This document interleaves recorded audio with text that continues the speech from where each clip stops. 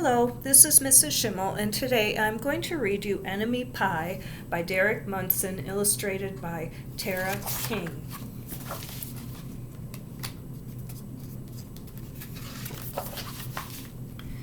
It should have been a perfect summer. My dad helped me build a treehouse in our backyard. My sister was at camp for 3 whole weeks, and I was on the best baseball team in town. It should have been a perfect summer, but it wasn't.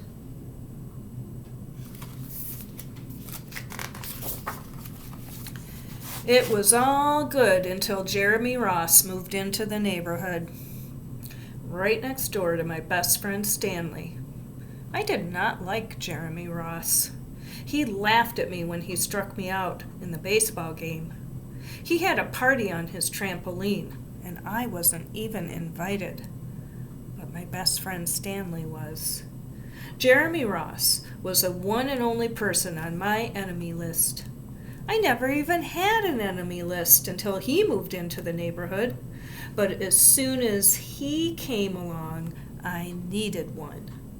I hung it up in my treehouse where Jeremy Ross was not allowed to go.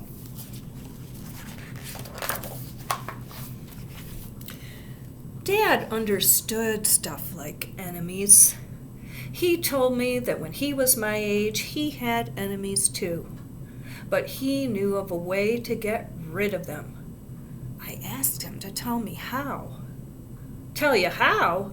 I'll show you how," he said. He pulled a really old recipe book off the kitchen shelf. Inside there was a worn-out scrap of paper with faded writing. Dad held it up and squinted at it. "Enemy pie," he said, satisfied. You may be wondering what exactly is in enemy pie. I was wondering too. But Dad said the recipe was so secret he couldn't even tell me. I decided it must be magic. I begged him to tell me something, anything. "I will tell you this," he said. "Enemy pie is the fastest known way to get rid of enemies." Now, of course, this got my mind working. What kinds of things, disgusting things, would I put into a pie for an enemy?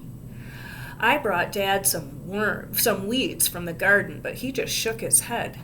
I brought him earthworms and rocks, but he didn't think he would need those.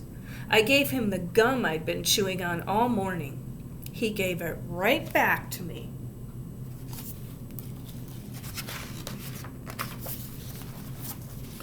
I went out to play alone. I shot basketballs until the ball got stuck on the roof. I threw a boomerang that never came back to me. And all the while, I listened to the sounds of my dad chopping and stirring and blending the ingredients of enemy pie. This would be a great summer after all. Enemy pie was going to be awful. I tried to imagine how awful it must smell, or worse yet, what it would look like. But when I was in the backyard looking for ladybugs, I smelled something really, really, really good. And as far as I could tell, it was coming from our kitchen. I was a bit confused.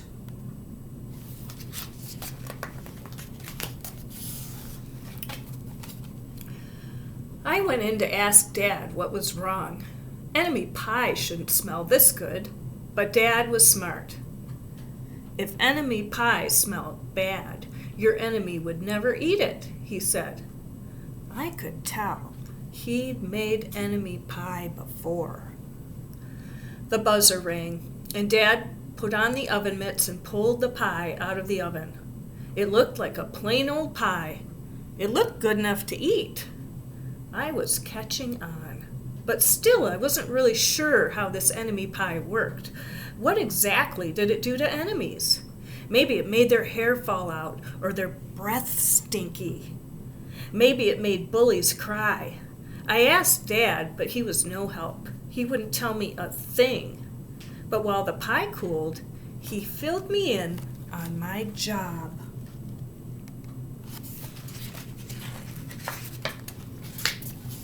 He talked quietly. There is one part of enemy pie that I can't do.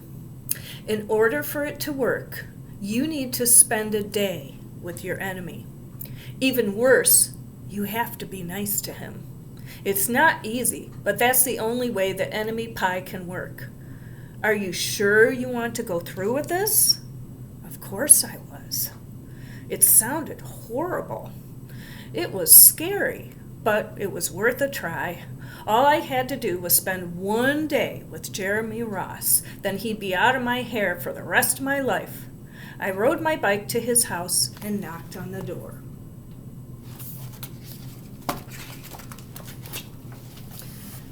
When Jeremy opened the door, he seemed surprised. He stood on the other side of the screen door and looked at me, waiting for me to say something. I was nervous. "Can you play?" I asked. He looked confused. "I'll go ask my mom," he said. He came back with his shoes in his hand. His mom walked around the corner to say hello. "You boys stay out of trouble," she said, smiling.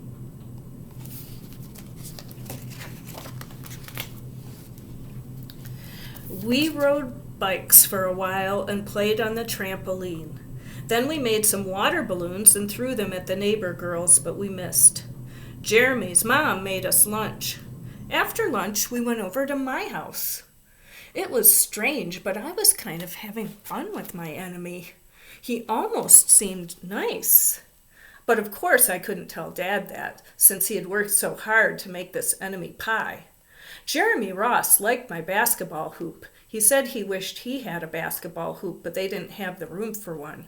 I let him win a game, just to be nice.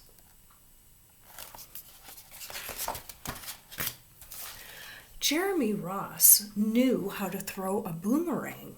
He threw it and it came right back to him. I threw it and it went over my house and into the backyard. When we climbed over the fence to find it, the first thing Jeremy noticed was my treehouse. My treehouse was my treehouse. I was the boss. If my sister wanted in, I didn't have to let her. If my dad wanted in, I didn't have to let him. And if Jeremy wanted in, "Can we go in?" he asked. I knew he was going to ask me that, but he was the top person, the only person on my enemy list, and enemies aren't allowed in my treehouse. But he did teach me how to throw a boomerang, and he did have me over for lunch, and he did let me play on his trampoline. He wasn't being a very good enemy. "Okay," I said, "but hold on." I climbed up ahead of him and tore the enemy list off the wall.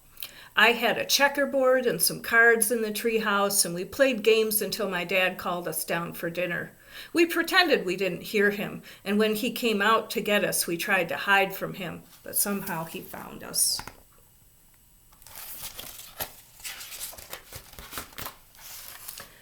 Dad made us macaroni and cheese for dinner, my favorite. It was Jeremy's favorite, too. Maybe Jeremy Ross wasn't so bad after all. I was beginning to think that maybe we should just forget about the enemy pie. But sure enough, after dinner, Dad brought out the pie. I watched as he cut the pie into 8 thick slices. "Dad," I said, "it sure is nice having a new friend in the neighborhood." I was trying to get his attention and telling him that Jeremy Ross was no longer my enemy, but Dad only smiled and nodded. I think he thought I was just pretending.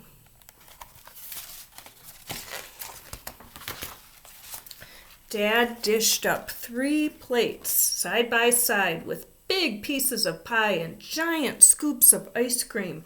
He passed one to me and one to Jeremy. "Wow," said Jeremy, looking at the pie. "My dad never makes pies like these." It was at this point that I panicked. I didn't want Jeremy to eat enemy pie. He was my friend. I couldn't let him eat it. Jeremy, don't eat it. It's bad pie. I think it's poisonous or something. Jeremy's fork stopped before reaching his mouth. He crumpled his eyebrows and looked at me funny. I felt relieved. I had saved his life. I was a hero.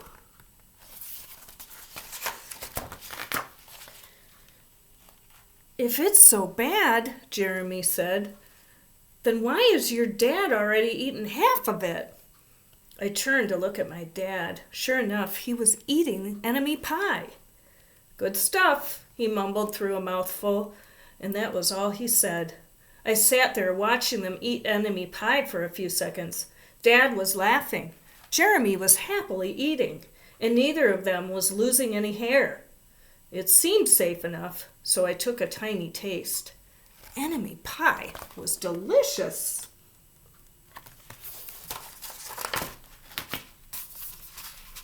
After dessert, Jeremy rode his bike home, but not before inviting me over to play on his trampoline in the morning. He said he'd teach me how to flip. As far as enemy pie, I still don't know how to make it. I still wonder if enemies really do hate it, or if their hair falls out or their breath turns bad. But I don't know if I'll ever get an answer, because I just lost my best enemy. The end.